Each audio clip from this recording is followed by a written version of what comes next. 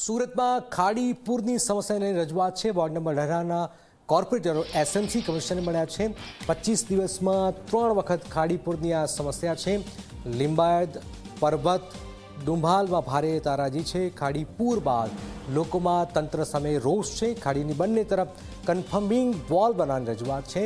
ખાડી ઓવરફ્લો ન થાય તે માટે કાયમી ઉકેલની માંગ છે। ઓવરફ્લો થાય તો ફ્લડ ગેટ મૂકવાની પણ માંગ છે। પાણી બેક મારી ઘરોમાં ન ઘૂસે તે માટે રજૂઆત પણ કરાઈ છે।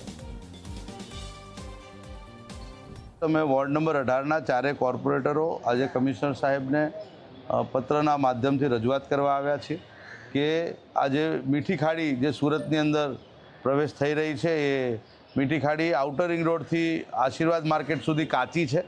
એ કાચી ખાડી બેઉ તરફ કન્ફર્મિંગ વોલ બની જાય અને એ જો પાકી બાંધી દઈએ તો ત્યાં આપણે ફ્લડગેટ મૂકી શકીએ તો ઓવરફ્લો થાય ત્યારે આપણે ફ્લડગેટ બંધ કરી શકીએ અને એ સિવાય ત્યાં નવા પમ્પિંગ સ્ટેશનો પણ બનાવીએ તેથી જે ઓવરફ્લો થયેલું પાણી આપણે ફરી એ ખાડીમાં નાખીએ તો ત્યાંની જે સમસ્યા છે તે 80% જેવી 90% જેવી આપણે દૂર કરી શકીએ।